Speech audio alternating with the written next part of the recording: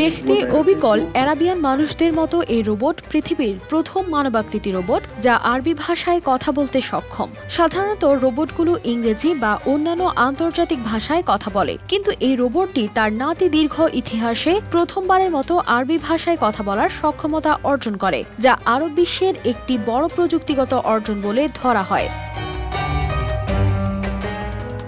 11 শতকের খ্যাতনামা ইসলামী দার্শনিক ও বিজ্ঞানী ইবনে সিনার নামে রাখা হয়েছে এই রোবটের নাম। সংযুক্ত আরব আমিরাতের আল আইন বিশ্ববিদ্যালয়ের একদল গবেষক এটি তৈরি করেছেন। রোবটটি দেখতে যেন একেবারে অ্যারাবিয়ান, তেমনি তার আচরণও অনেকটা বাস্তব মানুষের মতো। প্রথমবার যারা এটি দেখেছেন তারা মনে করেছিলেন এটি সত্যিকারের মানুষ।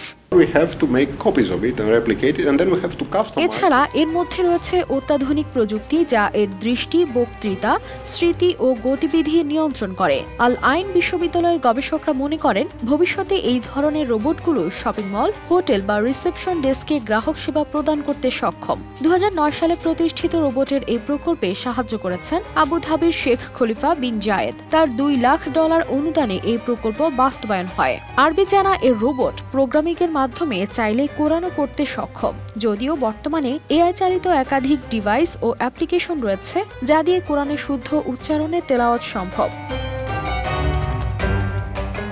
তবে প্রযুক্তি যতই উন্নত হোক না কেন, রোবট শুধু মানুষের মতো আচরণ করতে পারে, কিন্তু তাদের মধ্যে রূহ বা আত্মা নেই, যেটি শুধুমাত্র আল্লাহ মানুষের মধ্যেই দিয়েছেন। ইবনে সিনা রোবটটি আধুনিক প্রযুক্তির এমনই এক বিষয়, তবে এটি মানব সত্তার মূল বা রূহের বিকল্প নয়। আল্লাহই মানুষের মধ্যে রূহের প্রাণ সঞ্চার করেন, যা কোনো রোবট বা প্রযুক্তির মাধ্যমে সম্ভব নয়। কানিজ ফাতেমা শিমু, RTV।